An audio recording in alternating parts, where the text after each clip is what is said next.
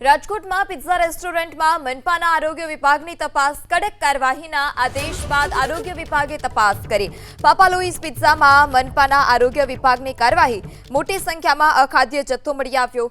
રસોડામાં ખાદ્ય ચીજોની કોઈ પણ યોગ્ય જાળવણી નથી રાખવામાં આવતી। ગંદકી જોવા મળી, સ્વચ્છતાનો પણ અભાવ જોવા મળ્યો।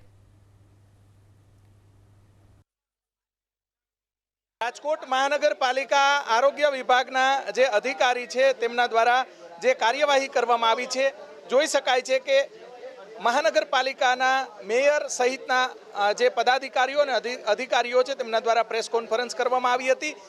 જે આકરી કાર્યવાહી 1 વર્ષ દરમિયાન કરવામાં આવશે। પાપા લુઈસ જે પિઝા છે તેની અંદર આ કડક કાર્યવાહી કરવામાં આવી છે। સર, શું કાર્યવાહી છે? અહીં રામકૃષ્ણનગર મેઇન રોડ ઉપર આવેલ પાપા લુઈસ નામની જે પિઝા પાર્લર છે, અત્યંત અનહાઇજેનિક કન્ડિશનમાં જોવા મળેલ છે। વાસી ખાદ્ય ખોરાકનો ખાસ કરીને બોડા પ્રમાણમાં અહીં સંગ્રહ કરવામાં આવેલ છે। ખાસ કરીને પાસ્તા છે, નૂડલ્સ છે, આનું બોડા પ્રમાણમાં સંગ્રહ કરેલ છે। As well as ice cream plus બીજી અન્ય વસ્તુઓ જે ફ્રીજની અંદર સ્ટોરેજ કરવામાં, એમાં પણ બોડા પ્રમાણમાં જીવાત જોવા મળેલ છે। સાહેબ, જીવાત છે ખૂબ ગંભીર બાબત કહી શકાય। શું કાર્યવાહી થશે? લોકો પોતાના બાળકોને લઈને આવતા હોય છે અને પિઝા જોઈએ છીએ, અત્યારના આધુનિક બાળકોને અતિ પ્રિય હોય છે પિઝા। હા, સાચી વાત છે। અહીં અમે ફૂડ સેફ્ટી એન્ડ સ્ટાન્ડર્ડ એક પ્રમાણે સેમ્પલની કાર્યવાહી કરશું। એઝ વેલ એઝ અહીં જેટલો જથ્થો છે આ પ્રકારનો, એ બધા જથ્થાનો નાશ કરશું, નોટિસ આપશું અને દંડ ફટકારશું એને।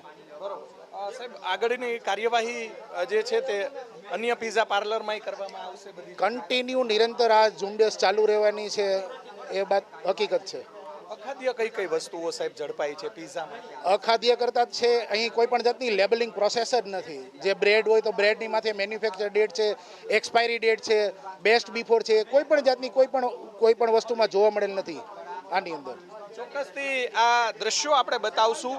આ કઈ રીતે લોકો ખાઈ શકે, જોઈ શકાય છે કે પિઝા જે ખાસ કરીને રાજકોટની અંદર જે અલગ અલગ મલ્ટીનેશનલ કંપનીઓ દ્વારા ચેઇન ખોલવામાં આવતી હોય છે। જે મલ્ટીનેશનલ કંપનીઓ છે તેની અલગ અલગ જે શાખાઓ હોય છે, આ શાખાની અંદર જે અહીંયા અનહાઇજેનિક કન્ડિશન છે એ બતાવવાનો પ્રયાસ કરીશું। અલગ અલગ દ્રશ્યો આપણે બતાવવાનો પ્રયાસ કરીશું। જોઈ શકાય છે કે આ રીતે અનહાઇજેનિક, કેટલી ગંદી જે જગ્યા છે, આ ગંદી જગ્યાની અંદર રસોડું આવેલું છે અને આ રસોડાની અંદર જોઈ શકાય છે કે અલગ અલગ વસ્તુઓ આરોગ્ય વિભાગના જે અધિકારીઓ છે, થોડી વાર પહેલા જ પદાધિકારીઓ દ્વારા રેડ કરવામાં આવી હતી। અહીંયા જે ગુલાબ જાંબુ છે તે પણ જોઈ શકાય છે કે કઈ કન્ડિશનમાં પડેલા છે।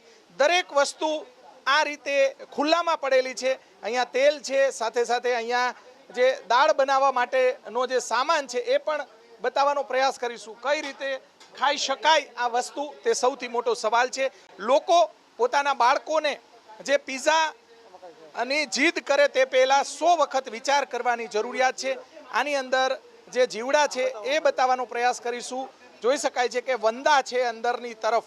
આ 100 વખત વિચાર કરજો પોતાના બાળકોને। અહીંયા આરોગ્ય વિભાગના કર્મચારી છે, શું છે અંદર એ બતાવો। આની અંદર ફૂગ છે, ઘણો ટાઈમથી પડી રહેલું છે એટલા માટે ફૂગ થઈ ગયેલું છે।